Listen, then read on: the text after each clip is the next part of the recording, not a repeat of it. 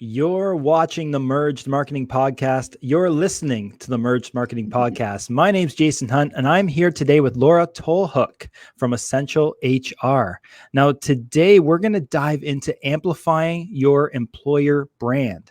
Now, as the founder of Essential HR, Laura Tolhoek has, along with her team, helped businesses navigate complex HR situations, guide decisions, and instill confidence with actionable steps. Laura, thanks for coming on the show. Thanks for having me. I'm excited to be here. Absolutely. So, we're talking about amplifying your employer brand. And this is something that I think a lot of business owners out there, entrepreneurs that have a team under them, need to listen to this episode to get the most out of their employees. And one of the first questions I want to ask you, Laura, is how did you get into human resources in the first place? What was the journey? Yeah, so I grew up in a family, and my father owned a small business. They're now up to, I think, 30 plus people. So I grew up watching the tenacity and the resilience that it took a business owner to build a business. And I thought, that's what I want to do. I want to be in business. So of course, as a fresh, high school person saying, I'm just going to go to university and go into business, because we literally don't have a clue when we're in high school. And so I took some business communication courses, and they gave us kind of two options. You go PR or HR. And I thought, well, I like people, I'll go HR.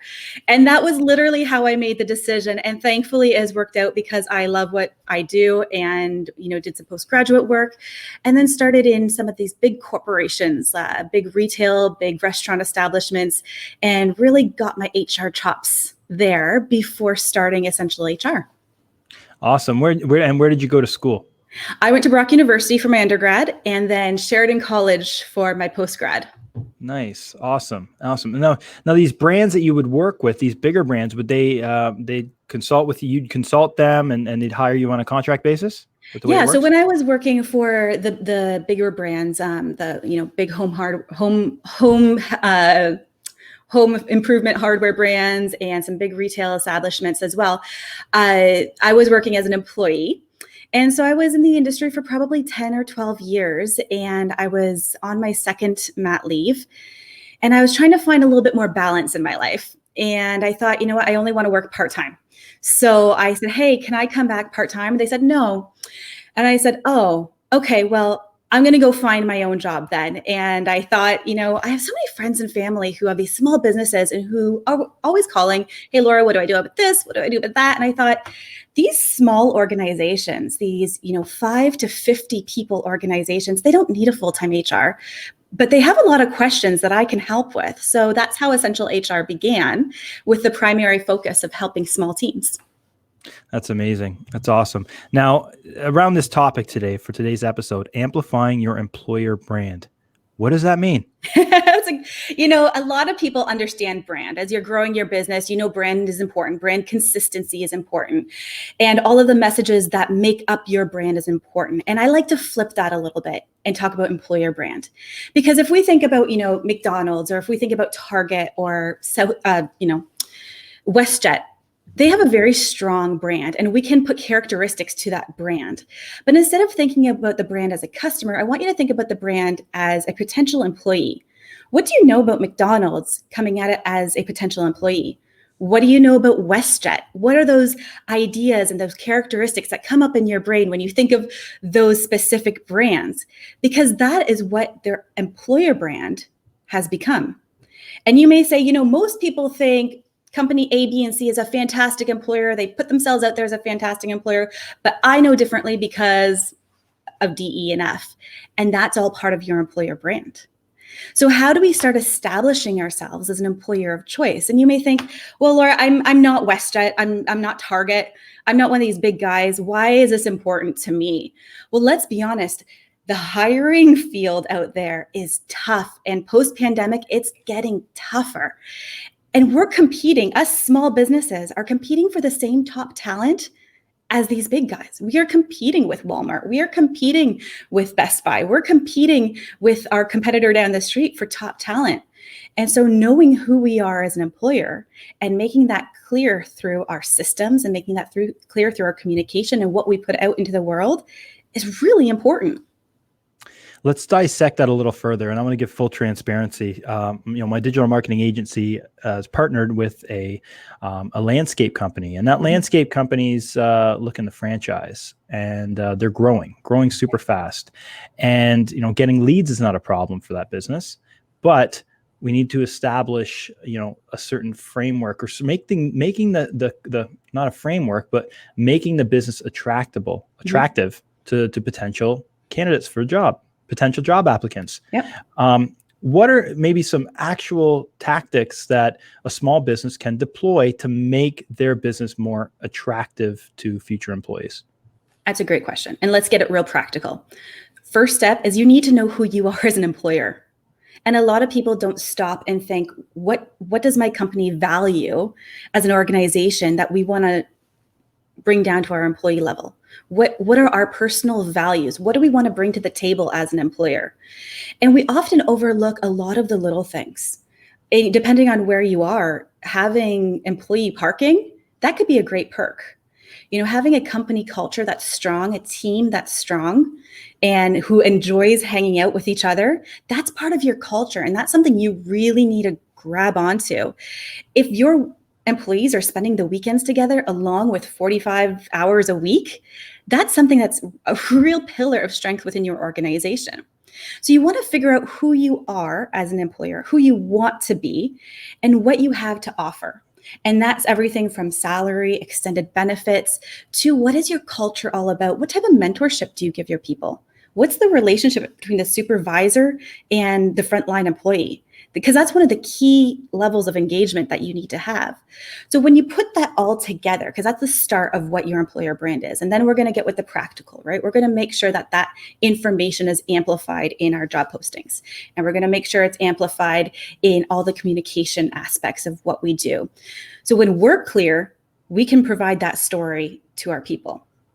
Now, the second half of that is we can be as clear as we want and we can be as excited as we want as our brand. But if we don't back that up with how we treat candidates, and full transparency, we are all busy. I totally get it. I have gone into interviews without reading somebody's resume before I sat down in front of them as a recruiter. I'll be honest, because we're busy. But when we leave little traces of what we actually are or who we might not actually want to be through that candidate process. So if we call a candidate in for an interview and they have to wait 25 minutes because we're busy with some other emergency, which is probably an emergency, but just taking it from the candidate side of things. They've come maybe 15 minutes early. They're waiting there with bated breath, trying to smile like cautiously at everybody who walks by. And now they're waiting an extra 25 minutes. How does that come across? So you may be all about customer service and you may be all about communication in your organization, but you're giving an experience that goes against that for a candidate. And that follows all the way through. What is the interview like? What kind of presentation are you providing? Because now with this employment landscape, we're not just getting 17 candidates in front of us and picking the best one. We're competing to make sure that they want us as well. And right now there's a lot of window shoppers. There's a lot of people just seeing what's out there. They get an offer and they're like, you know what? I think I'm going to stay where I am. That's happening a lot. So we want to make sure from what we believe we are, what we want it to be, follows all the way through that whole recruitment process. Who does this really well? What businesses out there are crushing it in terms of that employer brand? You know what? I don't think it has to be so formal. You can have a team of 10 to 15 people and crush it with your employer brand. Because again, it comes down to the consistency of who you want to be, the story you tell of what your employment, experience is, and passing that all the way through. So, we can talk about the big guys. We can talk about how great their career websites are, and they're fantastic. We can talk about Chapters. We can talk about Starbucks and Lululemon, which all have fantastic branding. But that doesn't mean that when you go into your specific location of one of those smaller enterprises that you have a great experience in the recruitment. So you can have maybe just a job posting that tells a little bit about what you are and you're doing your best job with it, but you can provide a great experience for that candidate when they come in to meet with you. One that doesn't remember the 3 candidates before that were no great, and now you feel jaded, and now you're just going through the motions, but providing that great experience. And you can trump that great website by the employer down the street, or that great, carrot that somebody else is dangling, because the relationship with the company, that loyalty, that story is starting to build that engagement with that individual. So let's talk about the challenges then, because obviously some of the challenges for a small business to spend the time and resources to develop an employer brand. I think one of the big ones would be consistency, because having these great ideas are awesome, and they might be instilled and practiced for a couple weeks, but then it just kind of dies off, right? And naturally, I think your employees will lose faith and confidence in you when you see something hot for a minute and then it dies off. So maybe, Laura, you can lend some advice or tips to how to overcome some of those challenges that business owners may have trying to instill an employer brand. So after you start with recruitment, you've got them in the door, and now it's day 1, and they're ready to be onboarded. They're excited, and crisis number 2 happens on your new employee's day 1. And everything you built with this relationship can come crashing down when that poor person is left in the corner. And we've all been there in our employment relationships with, as we've had jobs throughout the years, left in the corner after about an hour of meeting the team with an employee manual saying, oh, just read this. I got to go deal with this. Like that kind of first day experience can either solidify to your candidate that they made an excellent choice, or they might think, what the heck have I done? Same as it goes through the employment life cycle, communication, performance management. You're saying we're all about our team, we're all about, frontline communication. And when there is no communication, that kind of destroys that employer brand. So how do we keep that consistency? I would say line up what you say you are and what you want to be with what's already happening. So as opposed to trying to change a culture of communication that maybe your supervisors work in an environment where they're not touching base with their people every day. Maybe they touch base with their people every week or every 2 weeks. And now you want to bring in some kind of succession of goal setting. And you're like, every week we're going to have an employee meeting one-on-one. You're like, that already doesn't jive with the culture. How long do you think this is going to last? If the communication culture isn't touching base every week and having these in-depth goal setting discussions, you can't just change that on a dime. So let's build that goal setting and that succession planning and that development within what's already happening. And then we can take the baby steps to tweak it and to make it better and to build on it, versus exactly what you said. We throw in a new program, and after the first week, nobody remembers that our, employee appreciation referral program even exists. One of the big challenges as well in 2021 and 2020 as well is trying to develop an employer brand when you're working virtually. Yes. Now, on the last episode, we dove, or a couple episodes ago with Jackie LeBeau, we dove into, navigating the, working from home space and mental health. And that's a big thing here. And how can an employer, navigate the world we live in when everything's done remote? Mm-hmm. So we're going to go back to those practical aspects of what you're doing in setting up for the team. So let's talk about the onboarding. So we've remotely hired somebody, and now we have to remotely onboard them. So as opposed to the gray desk that they're sitting with the employee manual, now they're staring at a computer feeling like they're not doing something right because they have no work. So it's building into the system what works. So if your organization is, again, one that everybody is very siloed, you need to build an onboarding program that's extremely self-sufficient. If your organization is very collaborative, you need to build an onboarding program where people are meeting people in this remote environment in different ways. So setting up a whole week of meetings just to get to know the team in different ways. Ensuring that within those meetings that there's questions that people can ask, so it's not awkwardly, because let's be honest, not everyone's great at small talk. And so if you set up someone who's an introvert with a new person on a Zoom call, it's going to be really awkward for about 3 minutes till they both hang up. So building that into the program to help people really grasp what you're trying to go for here and how to build those relationships. So in this remote environment, I think the idea is that you cannot undercommunicate. Sometimes we can get away with undercommunicating in physical environments, but here we certainly can't. If you think you've said it, you probably haven't said it enough. And as business owners, we often think that, right? Like we think about something and we think about it and we mull it over in our brain and we think everybody knows what we're thinking because we've thought about it so much. And so we say it once and we don't know why it's not adopted.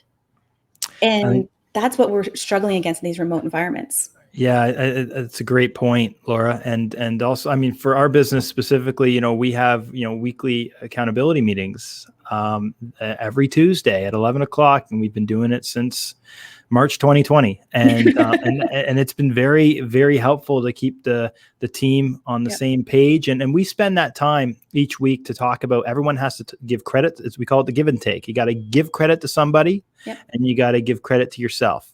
And take some credit yourself. And those are two things you need to report on every single week during that Tuesday meeting. And the important thing about that is it's not, holding people accountable and just being like, oh, did you get that done yet? Or is that completed? Why did this fail? It's not about that. It's to keep it positive and keep the positive vibes going. And nobody needs to be called out for something negative that happened in the business. It's to keep it positive because it's being cognizant that people are working from home and having these touch points with the rest of the team on a regular basis and keeping it positive is imperative to people's mindset, right? And the success of the business. We have one client who discovered that one of their team members in this remote environment, they were all in a physical location, has had extreme personal issues. And nobody knew. Nobody knew because you're happy, you're face to face, you're talking, but behind the scenes, there was so much more going on that you lose when you're just on Zoom and not with that individual who's put on a front for meetings and for that sort of thing. And it's so imperative, again, like for that mental health, like you're talking about, that we try to get past the front of our teams because, one person is struggling on one week and the next person is struggling on the next week. And there's no way to really say, well, this is the week that we all struggle. So this is the week we're going to deal with it. Next week, we're all going to be fine. So it's really about building that personal connection and turning it back to, profitable HR. That connection is the thing that keeps people together, that keeps business together. Somebody is not going to jump ship from your business for $3 more down the street if they have a connection with the business, if they have a connection with the owners and with their manager, because money can't top that.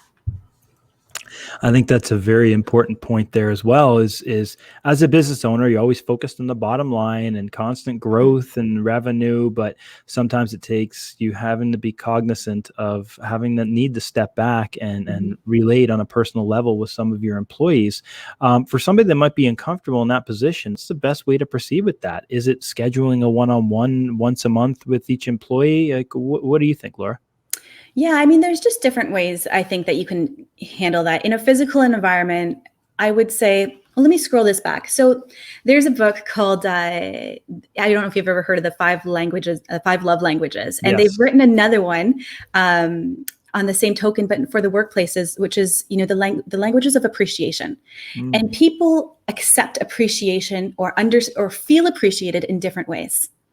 So for example, I may say to you, Jay, great job. I really appreciated what you did on that project. And that might resonate with you. Or what might resonate with you is if I say on a company call, hey, Jay did a great job. The client was really impressed. I just want to say shout out to Jay. But the next person might say, I don't want public recognition. In fact, that makes me feel awkward. And I really wish you wouldn't do that. Someone like me might bring me a coffee in the morning and I say, hey, thanks. It's just a coffee. It doesn't mean anything to me. But if you say, hey, Laura, let's go for lunch together, that quality time that you want to spend with me actually resonates. So I think it's not just throwing things out there, but finding out what makes people tick. Is a handwritten note all you need to do to make sure that somebody knows that you're thinking about them and you appreciate them? Or does it take, stopping at their desk in the morning and asking about how their weekend was? Is that what resonates with them? That's called the appreciation language. It's called the languages of appreciation in the workplace. Got it. Languages of appreciation. Gary Chapman. Okay. And to my editors, can you just put that in the show notes for me, please? And probably the audience as well. I'm very familiar with the love language book. My wife is someone who likes to have service, likes me to service things for her, or I'm more of a touchy person. But that's the love language book. And I found that to be super accurate. And so the appreciation book is definitely one I want to check out. Now, are there some other tools that you would recommend in addition to that, like, for example, certain personality tests, MBTI, this type of stuff to when an employee comes on board, so you know where to kind of fit that employer into your business? Yeah, and I mean, there's pros and cons. Those tests can be really pricey. And where I find they have the most value is once you kind of already know somebody, because then you have what's on paper that makes them tick and what you've seen makes them tick. And putting those two together often has a lot more, it resonates a lot more from a management or colleague side of things than when you just you don't know them and you just see them on paper. So I find those coming in for kind of group building, team building, or, from management to supervisor or management to employee, to help in those situations helps once you already know them a little bit. It puts some context to it. I've seen a lot of them in the recruitment side when you do it before recruitment, and you look at them and you don't know them from Adam, and you're making judgments based off of these strengths and weaknesses. And let's be honest, none of us read the strengths. We go straight to the weaknesses, and we have no context. So yeah, I love them. I find them fascinating. I always say go to the ones that are based in psychological principles, that are kind of stamp of approval from I think it's the APA, American Psychologists Association. What are a couple of those? Like StrengthsFinder? StrengthsFinder is a pretty good one off the top of my head. Oh, you're really challenging me now. MBTI is a very good one. But some of them they're fun, don't get me wrong. And they have some insight, but they're not based from a psychological perspective. So maybe if you're using them for team building, they're a great idea. But if you're using them as performance management or succession development tools, you gotta be putting down some cash on a good one to really have the value in it. Fair enough. Yeah, you can definitely get them for free if you just Google them online. But yeah, like you said, Laura, you do need to put down a pretty penny to get the full program, right? Yes. And they're worth it when you're looking at, who do I need to be as my next manager? If you're promoting 2 people within your workplace, you want to really know that your decision is qualitative and quantitative and not just an underlying bias. So that might be a helpful deciding factor for you. Do you find some big challenges on the horizon for businesses in 2021 as we come out of lockdowns and as we go back to work? And do you foresee some challenges coming our way, or do you see it being like green pastures? I wish I could say it was green pastures. The turnover tsunami is starting, and it hurts. It hurts as somebody who loves to find great new people for organization. It hurts as somebody who hates to see people go but people have held onto their jobs for 18 months because it's consistent, because it was safe. And now they're like, hey, what's out there? So they're predicting a pretty big turnover for a lot of organizations. But the problem, on the other hand, is that there is a lack of qualified people who are applying to roles. And I've seen this with even the recruitment we've done in the last 6 months.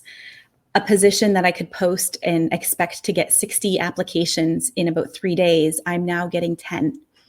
So there's, a lack of workers. Maybe I can't say across North America, but I know for the Ontario market, that's kind of what we're dealing with.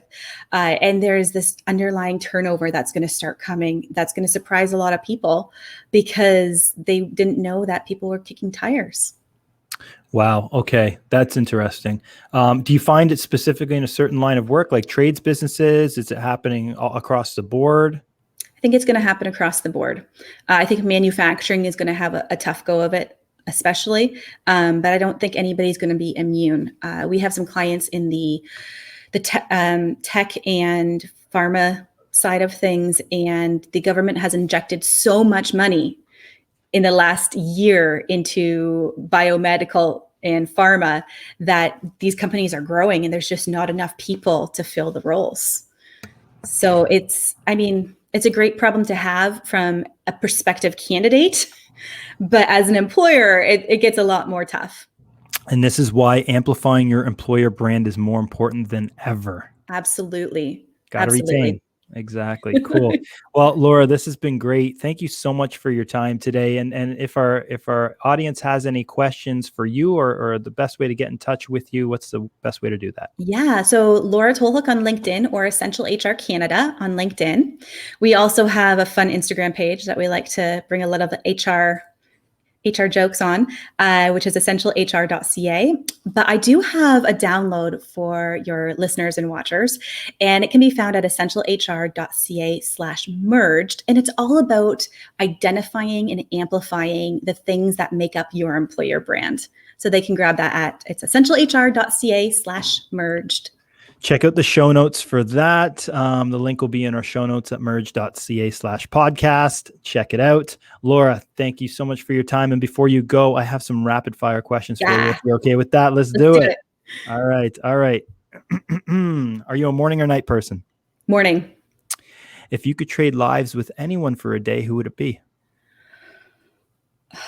Gosh, my daughter. She lives her best life. How old's your daughter? She's 7. Yeah, that would be your best life. That's it. Love it. What's your favorite social media platform? Facebook. Favorite beverage? Steeped tea from Tim Hortons. 2 cream, 1 sugar. 2 cream, 1 sugar. Right on. What's your favorite book growing up? Amelia Bedelia. Amelia Bedelia. Nice. Last question. If you can choose anyone to represent your brand, dead or alive, who would it be and why? Oh, that's not an easy rapid fire question. It's the final rapid fire question. You know what? I have to say, I'm going to be bold here and say I represent my brand, and I'm going to stay with that because you know what? That's who founded it, and we build the team together. So I'm going to stick with me. I love it. Me, myself, and I. That's it. Laura Tolhoek, thank you so much for your time today. No problem. Thanks for having me. Awesome. There you go. Laura Tolhoek from Essential HR.